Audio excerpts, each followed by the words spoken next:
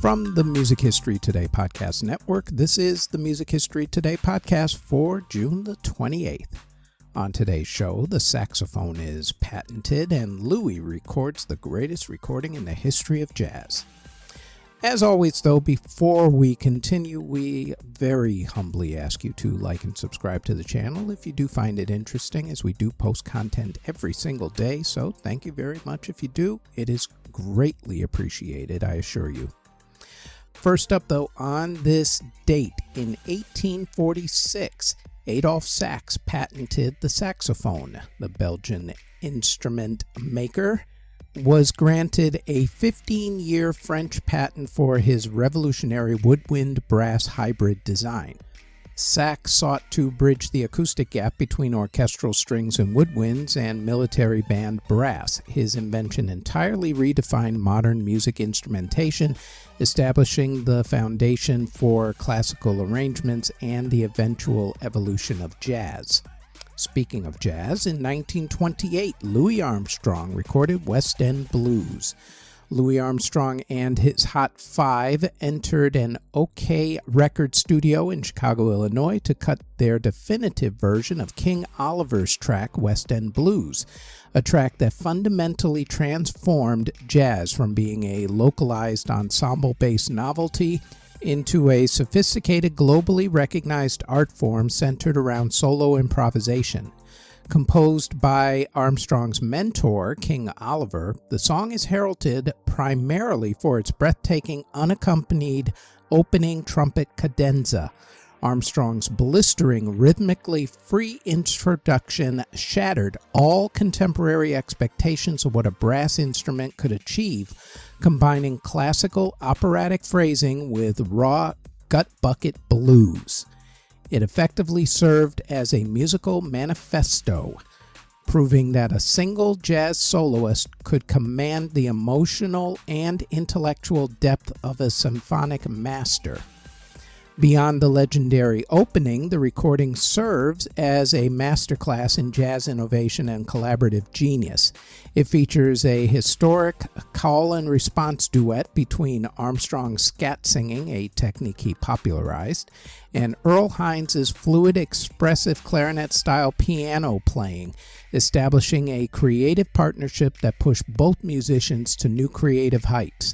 The track sent shockwaves through generations of musicians, with trumpet titan Miles Davis later remarking that the history of jazz could be summarized up in 4 words: Louis Armstrong, Charlie Parker. Quote, end quote.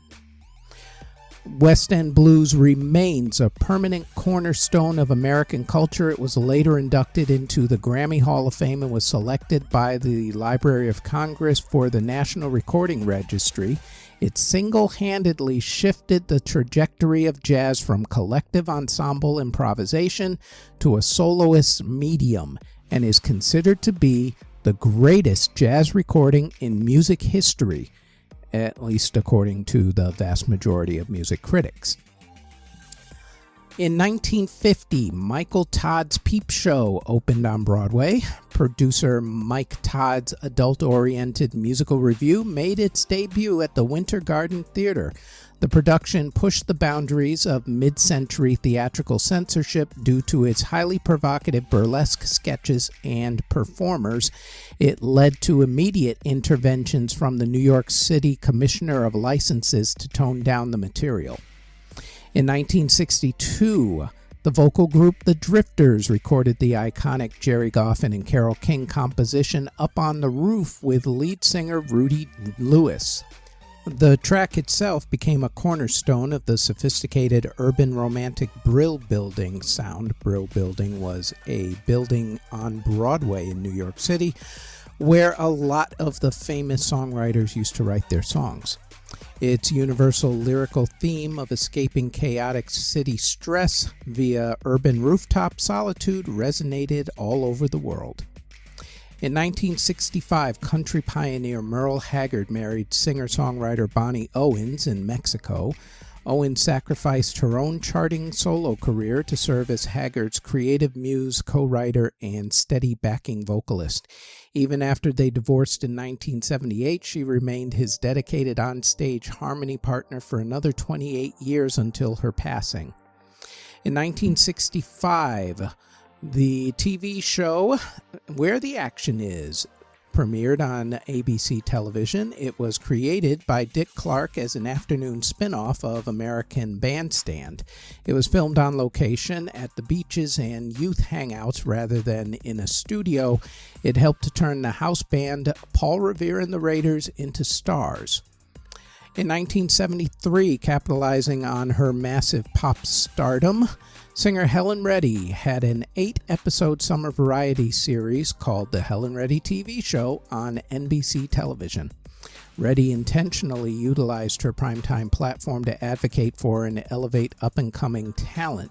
She provided critical early network television exposure to artists like the Eagles and the Pointer Sisters. In 1978, the movie Convoy, which was directed by Sam Peckinpah and starred Chris Christopherson, debuted in U.S. movie theaters. The film was directly adapted from C.W. McCall's hit novelty song, capitalizing heavily on the peak 1970s American CB radio and trucking subculture craze. Despite the critics hating the movie, it became the highest-grossing film of Sam Peckinpah's career. In 1982, the baritone vocalist Harry Mills of the Mills Brothers passed away from complications of diabetes at the age of 68. As part of the Mills Brothers, his passing effectively marked the sunset era of a group that had laid the structural groundwork for doo-wop and modern pop harmony groups. In 1986, speaking of sunsets of groups, the duo Wham!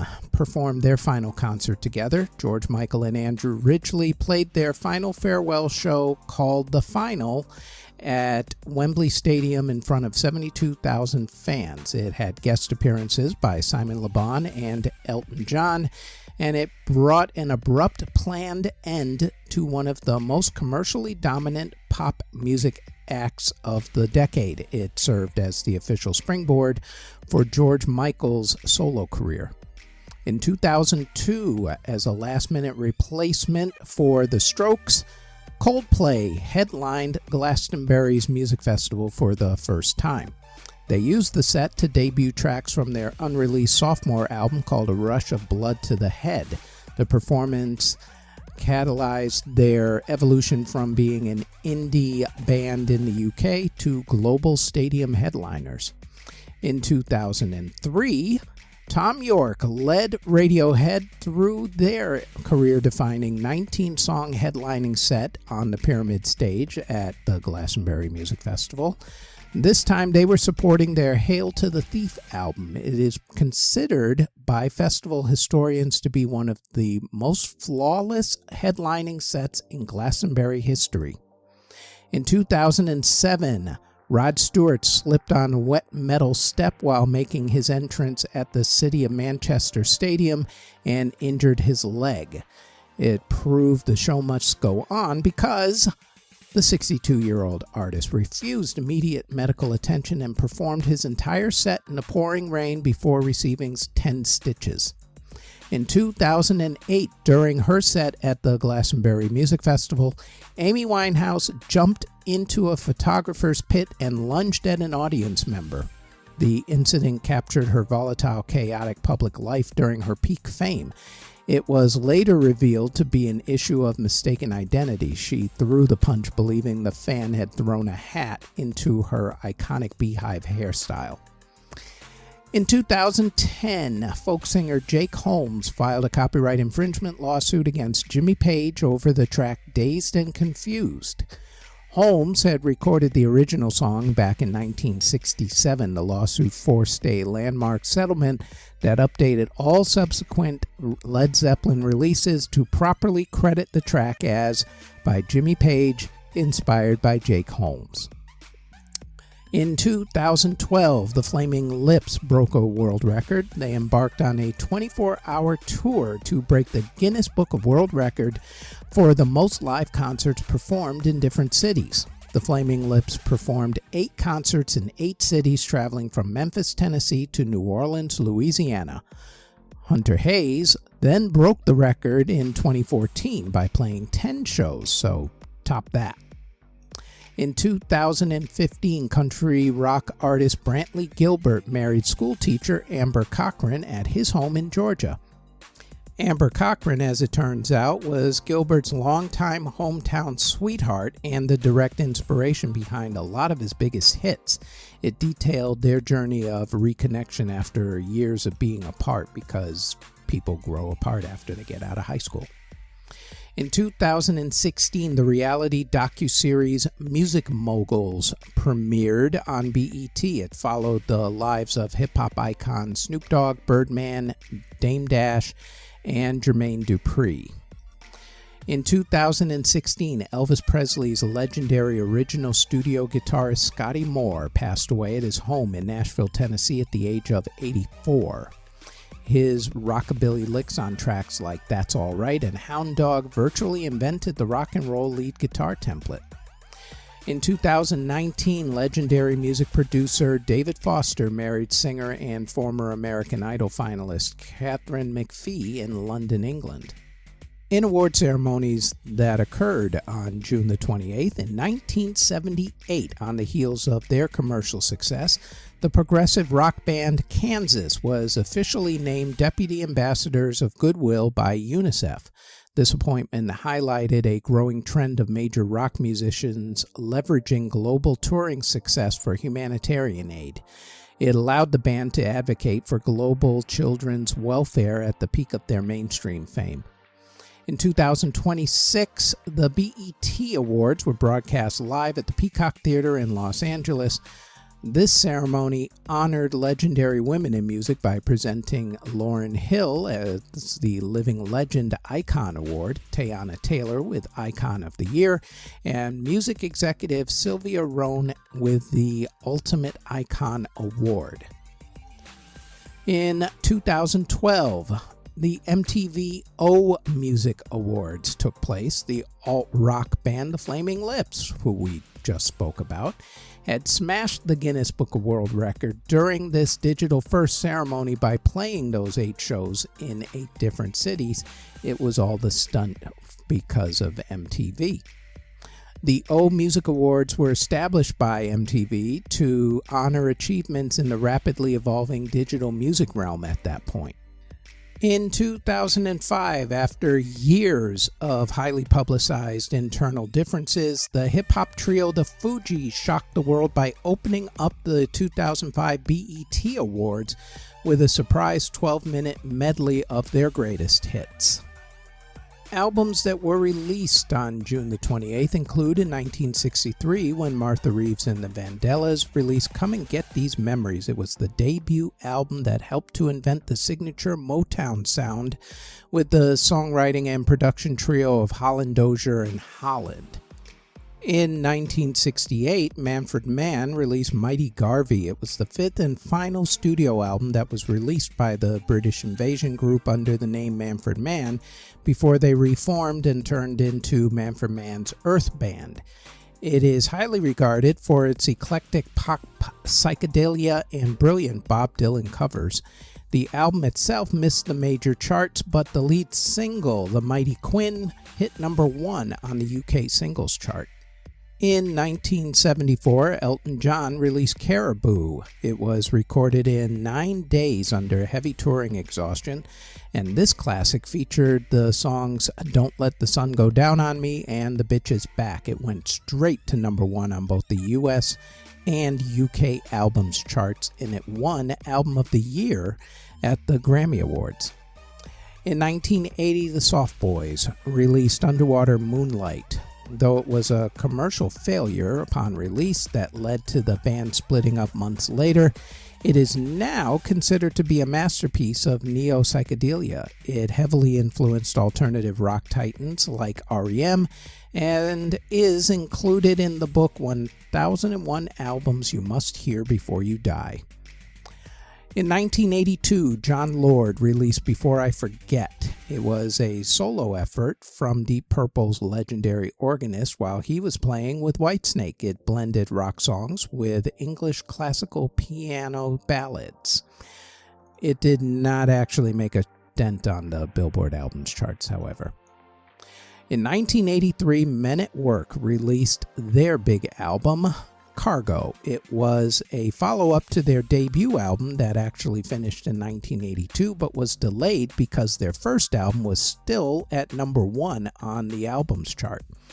This album had the new wave hits like Overkill on it, peaked at number 1 in Australia, number 3 in America. In 1985, AC/DC released Fly on the Wall. It was the band's second and last entirely self-produced album as Angus and Malcolm Young attempted to capture the unpolished simplicity of all their earlier garage roots. It featured songs like Shake Your Foundations on it. Hit number 8 on the UK albums chart, number 32 in America. In 1988, Public Enemy released their classic, It Takes a Nation of Millions to Hold Us Back. It is widely considered by historians to be one of the most influential albums ever made. It revolutionized hip-hop with its dense, chaotic sampling production and fierce political commentary. It peaked at number 42 on the Billboard Albums chart, number 1 on the R&B hip-hop albums chart. Voted the best album of the year in the Village Voice's Paz and Jop Critics poll. It is certified platinum in America. In 1988, Amy Grant released Lead Me On, moving away from her synth pop. This record was more mature and had themes about relationships and faith. It was later voted to be the number 1 greatest contemporary Christian album of all time by CCM magazine. It hit number 71 on the Billboard Albums chart, but it hit number 1 on the Billboard Christian Albums chart, and it won the Grammy Award for Best Gospel Vocal Performance Female in 1989. In 1994, Da Brat released Functified. It was executive produced by Jermaine Dupri, and this album made history by making Da Brat the first solo female rapper to achieve a platinum certification in America. It debuted and peaked at number 11 on the Billboard Albums chart, topped the Hot Rap Albums chart in America, and also won Top Rap Album at the Billboard Music Awards. In 1994, The House of Pain released Same As It Ever Was. This was their sophomore record. It completely abandoned the whole party vibe of Jump Around for a much darker and aggressive hardcore style. Peaked at number 12 on both the Billboard Albums chart and also the Top R&B Hip Hop Albums chart. In 1994, Leonard Cohen released Cohen Live, Leonard Cohen in Concert. It captured performances from his 1988 and 1993 world tours.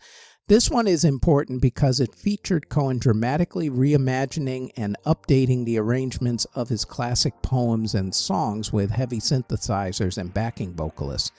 The album itself reached number 35 on the UK albums chart, but it did not chart in America. In 1994, Tony Bennett's MTV Unplugged album was released. The performance featured guest spots from Elvis Costello and Katie Lang. It went on to win Album of the Year and Best Traditional Pop Vocal Performance at the Grammy Awards. In 1999, the Psychedelic Furs released their Radio 1 sessions from BBC Radio between 1979 to 1981. It did not chart on any chart anywhere, Billboard or the UK charts. In 2011, David Cook released This Loud Morning. It was the second major label album from the American Idol Season 7 winner. This alt-rock album heavily focused on themes of grief, healing, and moving forward following the death of his brother. It debuted at number 7 on the Billboard Albums chart. In 2011, Limp Bizkit released Gold Cobra. It was the band's 5th studio album, and it was their highly anticipated comeback album featuring the return of the band's full original lineup for the first time in 7 years. It debuted and peaked at number 16 on the Billboard Albums chart. Singles that were released on June the 28th include in 1973 when America released Muskrat Love. It was written by Willis Allen Ramsey, and this soft rock cover was highly controversial within the band's camp. Warner Brothers, their record label, hated the track and begged them not to release it. But despite the internal pushback, it remains an iconic example of 1970s easy listening harmony and was later made into a huge hit for the Captain and Tennille. America's version, though, peaked at number 11 on the Billboard Adult Contemporary charts, number 67 on the Billboard Hot 100 charts. In 1975, David Bowie released Fame. This was on RCA Records, and this masterpiece was a huge turning point for Bowie. It marked the height of his Plastic Soul era. It was born from a last-minute jam session at Electric Lady Studios with John Lennon and guitarist Carlos Alomar, featured Lennon on backing vocals and co-writing duties. Went to number 1 pretty much immediately on the Billboard Hot 100 singles chart. It gave David Bowie his very first number 1 hit in America. It was also inducted into the Rock and Roll Hall of Fame's list of 500 songs that shaped rock and roll. In 1986, John Mellencamp, known at that point as John Cougar Mellencamp, released the song Rumble Seat. It was the 5th single from his huge multi-platinum album Scarecrow, and it peaked at number 28 on the Billboard Singles chart, number 4 on the Billboard Album Rock Tracks chart. In 1988, Huey Lewis and the News released Perfect World. It was the lead single from their album Small World. It was a horn-heavy track that mixed pop rock and ska. It was written by Alex Call, and it stands out as the band's final major top 5 pop hit of their 1980s commercial run. Hit number 3, as a matter of fact, on the Billboard Hot 100 singles chart, number 48 on the UK singles charts. It did earn a BMI Pop Award for heavy radio airplay. In 1993, Michael Jackson released Will You Be There? This was the gospel-infused ballad from the Dangerous album. It had huge pop culture status when it was chosen as the theme song for the blockbuster family movie Free Willy. It was produced by Michael Jackson, featured the Andre Crouch Singers and the Cleveland Orchestra. It hit number 7 on the Billboard Singles chart, number 9 in the UK, and the song ended up winning Best Song in a Movie at the 1994 MTV Movie Awards and was certified platinum in America. In 1999, REM released Suspicion. This track was the 4th and final single from their 11th studio album, Up. It was the first record following the retirement of founding drummer Bill Berry, and it was targeted primarily to the European and UK markets. It did not enter the mainstream singles chart, and that made it the only single from the album Up not to chart at all.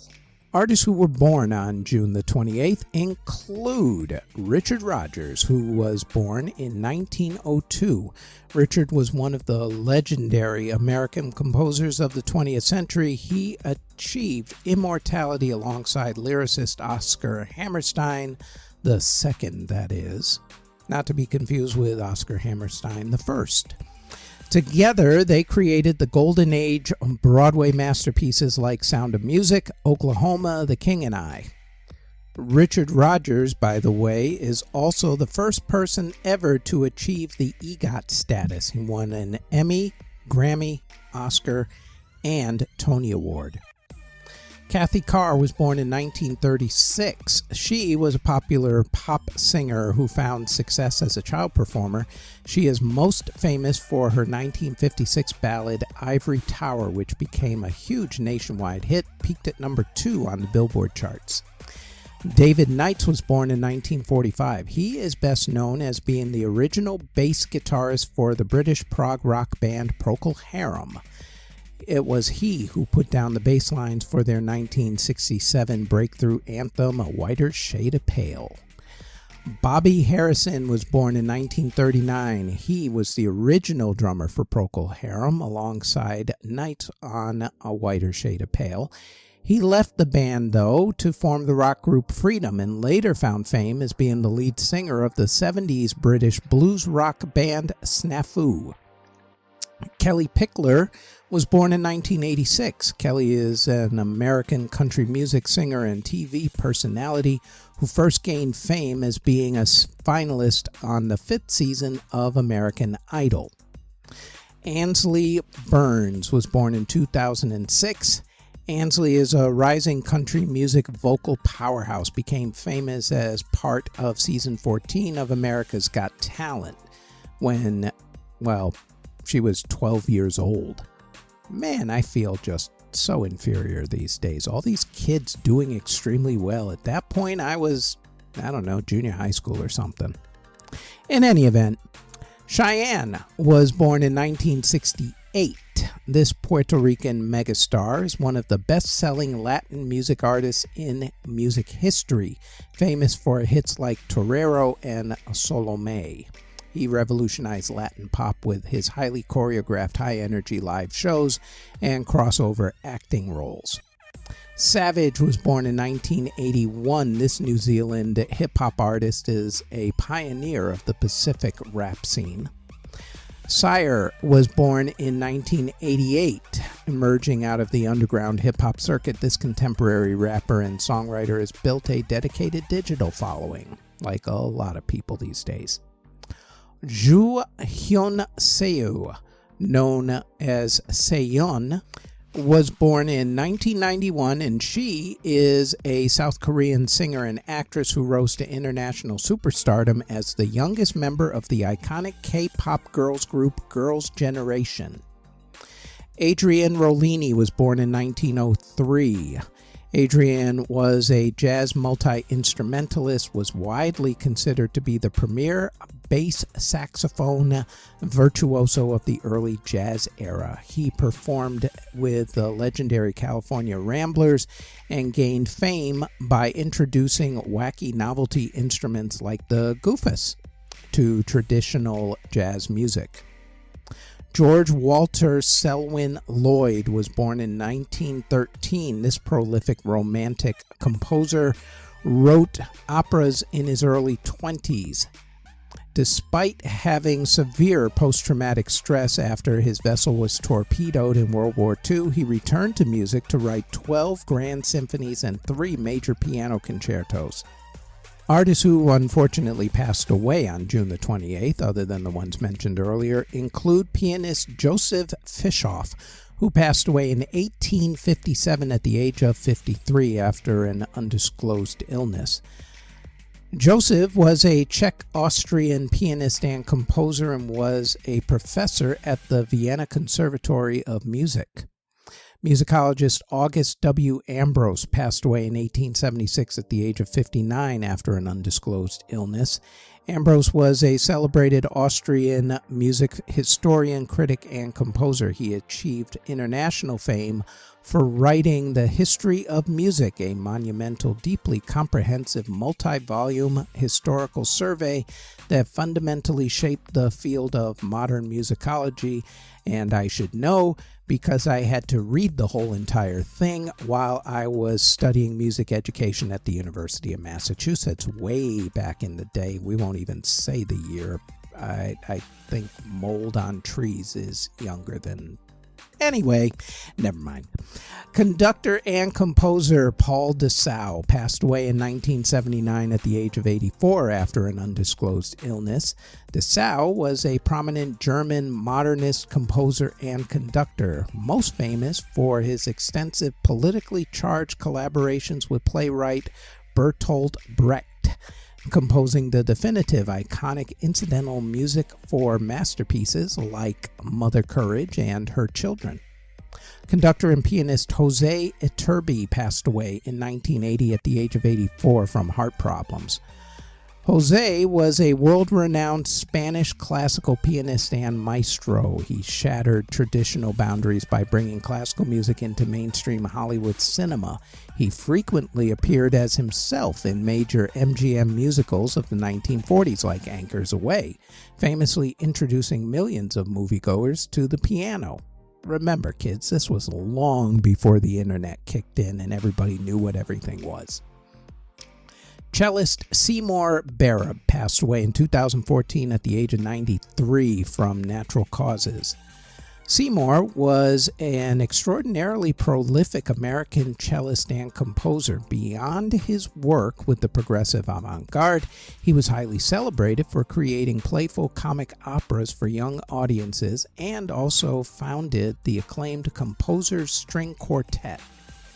Bandleader and cornet player Red Nichols passed away in 1965 at the age of 60 from a heart attack. Red was an influential jazz cornetist and bandleader of the Dixieland Revival era. He led his group the Five Pennies. He was a prolific recording artist whose colorful life story was adapted into a celebrated 1959 Hollywood biopic. They had those back in the day, you know. Composer and pianist Peter Kruder passed away in 1981 at the age of 75 from natural causes. This German-Austrian child prodigy turned maestro was a towering figure in the European entertainment music. He wrote the scores for over 150 films, along with numerous operettas and evergreen pop standards. Singer Betty Veldpass of the group Pussycat passed away in 2024 at the age of 72 after a long illness.